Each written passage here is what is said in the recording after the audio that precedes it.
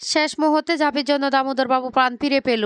খুশি হয়ে যায় সবাই, ভয় পেয়ে যায় রনিত আর রিঙ্কা। হ্যাঁ বন্ধুরা, এমনটা হতে চলেছে আজকের পর্বে। বিস্তারিত জানতে ভিডিওটিতে লাইক দিয়ে চ্যানেলটিকে সাবস্ক্রাইব করে পুরো ভিডিওটি তোমরা দেখতে থাকো।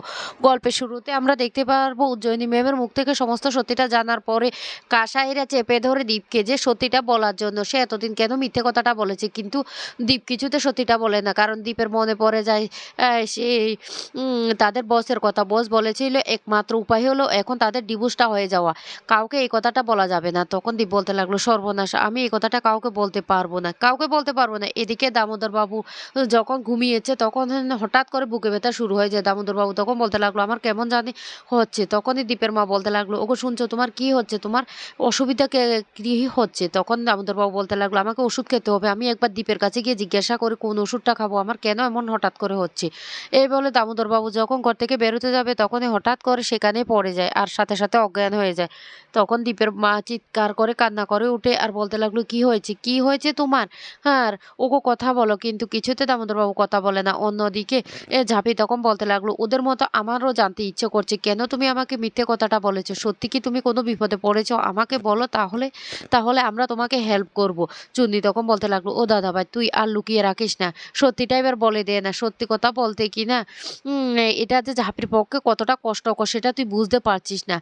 সব কিছু জানা সত্ত্বে এখন সত্যিটা তুই যদি বলে দিস তাহলে সব কিছু ঠিক হয়ে যাবে। বল, এতদিন উজ্জয়িনী ম্যামের সাথে তোর সম্পর্ক ছিল সেটা ভেবে ঝাঁপি কষ্ট পেয়েছে, এখন তো উনি স্পষ্ট জানিয়ে দিয়েছেন, তাহলে তুই কেন বলছিস না? আর সেই মুহূর্তে ঝাঁপির মোবাইলে ফোন করে কাকি আর বলতে লাগলো, ও তার বাবা নাকি হঠাৎ করে মাথা ঘুরে পড়ে গিয়েছে আর হাত পা ঠান্ডা হয়ে যাচ্ছে। ঝাঁপি তখন বলতে লাগলো, আমাদের এক্ষুনি বাড়ি যেতে হবে, বাবা অসুস্থ হয়ে গেছে। এই বলে ঝাঁপি ছুটতে থাকে, ঝাঁপির পিছন পিছন সবাই ছুটতে থাকে।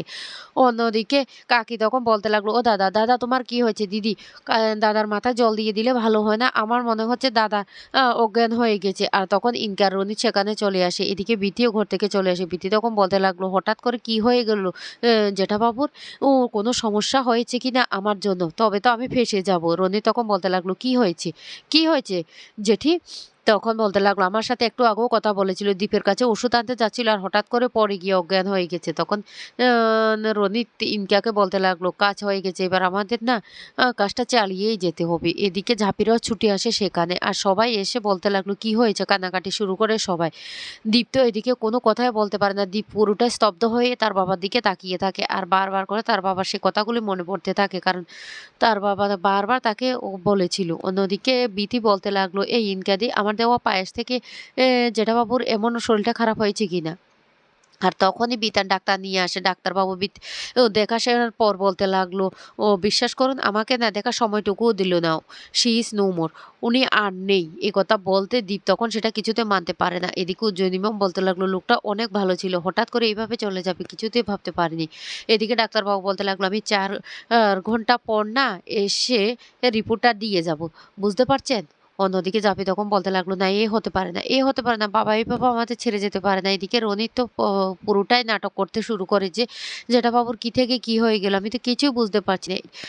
চূর্ণি, বিতানরা সবাই খুব কান্নাকাটি করতে থাকে। জাভি তখন বলতে লাগলো, ও বাবা, তুমি কথা বলো, তোমার কি হয়েছে, কি হয়েছে তোমার? হঠাৎ করে কি হলো? কাসাই তখন তার বাবাকে জড়িয়ে ধরে খুব কান্না করতে থাকে। দীপের মা তখন বলতে লাগলো, ওগো, কালকে আমাদের অ্যানিভার্সারি গেল, আজকের মধ্যে কি হয়ে গেল? তুমি তো আমাকে একটা কথাও বলে গেলে না, কেন তুমি এইভাবে আমাকে ছেড়ে গেলে? এই বলে কান্নাকাটি করতে থাকে।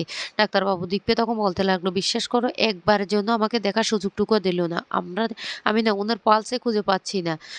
আর এখন হাসপাতালে নিয়ে গিয়েও কোনো লাভ হবে না, তাই আমি রিপোর্টটা দেওয়ার পর আপনারা যা করার আর তোমরা করে নেবে। জাপি তখন বলতে লাগলো, না এ হতে পারে না, আমি বিশ্বাস করি না, বাবার কিছুই হতে পারে না, কিছুই হতে পারে না। এদিকে রনিত তখন বলতে লাগলো, না, আমাদের কাজটা আমাদেরকে সেরে ফেলতে হবে। যে এখনো যেটা বাবা বেঁচে আছে সেটা কাউকে বুঝতে দিলে চলবে না, কাউকে বুঝতে দিলে চলবে না। জয়নী ম্যাম তখন বলতে লাগলো, না, আমাকে আমার দরকারি ফোনগুলি সেরে ফেলতে হবে। এদিকে ইনকে আর রনিত মিলে প্ল্যান করে আর রনিত তখন বলতে লাগলো, যেটা বাবু না এখনো বেঁচে আছে, 4 ঘন্টা পরে ওর পালস আবার শুরু হয়ে যাবে, তাই তার যা করা তার আগে করতে হবে। ইনকা তখন বলতে লাগলো, ডাক্তারবাবু তো বলেছে রিপোর্টটা 4 ঘন্টা পরে দেবে, তারপর যা করার। রনিত তখন বলতে লাগলো, আমাদের একটাই কাজ এখন, বাড়ির প্রত্যেকটা ঘরে 1 ঘন্টা ফাস্ট করে দিতে হবে আর সেই কাজটা করতে হবে তোমাকে আর আমাকে। তখন ইনকা বলতে লাগলো, ও আমি মনে হচ্ছে এই কাজটা না বড্ড টাফ, তখন রনিত বলতে লাগলো, "তুমি কি ভয় পাচ্ছ ইনকে?" ইনকে তখন বলতে লাগলো, "আমি ভাবতাম সবসময় আমি তোমার থেকে অনেক বুদ্ধিমান এইসব খারাপ কাজের দিকে। এখন তো দেখতে পাচ্ছি তোমার ট্যালেন্ট আমার থেকেও ১ গুণ বেশি।" রনিত তখন বলতে লাগলো, "শুনো ইনকে, আমাদের এক মুহূর্ত সময় নষ্ট করলে চলবে না। আমাদের কাজটা আমাদের চালিয়ে যেতে হবে। ওই লোকটা না বড্ড জ্বালিয়েছে, বড্ড জ্বালিয়েছে। অনেক অপমান করেছে আমাকে। সে সমস্ত অপমানের প্রতিশোধ তো আমাদেরকে নিতে হবে। আর আমাদেরকে কাজটা যদি সঠিকভাবে না করতে পারি তাহলে কিন্তু সর্বনাশ হয়ে যাবে। ওই ৪ ঘন্টা পর ওই লোকটা কিন্তু আবার বেঁচে ফিরবে। ওর পালস আবার কাজ করবে। তাই তাড়াতাড়ি করো। তুমি ঘরের সমস্ত ঘড়িগুলির যে টাইমটা সেটা বদলে দাও। আর আমি সবার মোবাইলগুলির টাইমগুলি বদলে দেবো। ১ ঘন্টা পাস্ট করে দেবো। তাহলে এই ১ ঘন্টা সময়ের মধ্যে আমরা দামোদর বাবাকে শ্মশানে নিয়ে যেতে পারবো।" এদিকে ঠাম্মিও ছুটে, ছুটে চলে আসে। এই খবরটা শুনে আর বলতে লাগলো, "দামু, দামু তোর কি হয়েছে দামু? তুই এভাবে আমাদের ছেড়ে চলে যেতে পারিস না। কি হয়েছে তোর?" জাপি তখন বলতে লাগলো, "আমি কি স্বপ্নটা দেখেছি সেটা সত্যি হয়ে গেল? আমি তো তুলসী তলায় জলও দিয়েছিলাম। কেন আমার মনটা এভাবে ডাকছিল আজকে কয়েকদিন পর্যন্ত? এটা দেখার জন্য না, এটা হতে পারে না।" তখন দীপের মা বলতে লাগলো, "সবটা হয়েছে তোর জন্য। তোর জন্য সবটা হয়েছে। তুই একটা অপয়া, অপয়া মেয়ে।" এদিকে দীপের মনে পড়ে যায় তার বাবা বলেছিল, "এই বয়সে না শান্তি করে নাতিপুতির মুখ দেখতে চায়, ঝামেলা না আর ভালো লাগে না।" তখন দীপ তার বাবার কথাগুলি মনে করতে থাকে আর কান্না করতে থাকে। এদিকে জাহাপি দামোদর বাবুর অ্যানিভার্সারি কথাগুলি মনে করতে থাকে আর বলতে লাগলো, "বাবা এইভাবে আমাদের ছেড়ে চলে যেতে পারে না।" অন্যদিকে রনিত চালাকি করে তার মাকে খবর দেওয়ার আর চালাকি করে সবার মোবাইলের যে টাইমগুলি সেগুলি আস্তে, আস্তে করে এ বদলে দিতে থাকে। অন্যদিকে ইনকা সবার ঘরে, ঘরে গিয়ে সমস্ত ঘড়ির টাইমগুলি ১ ঘন্টা ফাস্ট করে দেয়। আর বলতে লাগলো, "আমাদের কাজ না ডান হয়ে গেছে। এবার আমাদের বাকি কাজটা সেরে ফেলতে হবে।" এদিকে ঝাঁপি বলতে লাগলো, "বাবা আমাদের সাথে কথা বলেছে।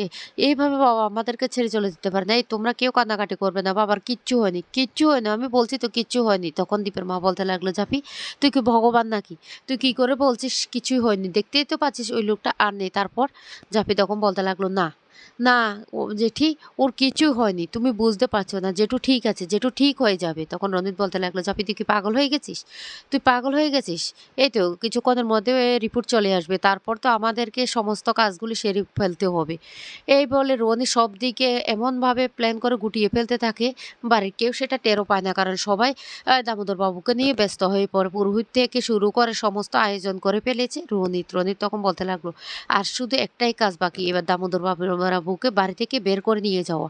তারপর তারপর আমাদের প্ল্যানটা না সাকসেস হবে।" কিন্তু হঠাৎ করে এ ঝাঁপি পুরোহিত মশাইয়ের কথা শুনে ফেলে। আর পুরোহিত মশাইয়ের কথা শুনে বুঝতে পারে যে টাইমটা না এলোমেলো হয়ে গেছে। ঝাঁপি তখন বলতে লাগলো, "এই টাইম হেরফেরের মধ্যে নিশ্চয় কোনো একটা ঘটনা ঘটিয়েছে। না আমার মনে হচ্ছে এটা পুরোটা একটা সাজানো নাটক।" আর তখন ঝাঁপি বুঝতে পারে যে দামোদর বাবুর পালস চলছে। তখন ঝাঁপি বলতে লাগলো, "খবরদার, খবরদার বাবাকে কোথাও নিয়ে যাওয়া যাবে না। বাবা বেঁচে আছে।" এই বলে সবাইকে বলতে থাকে।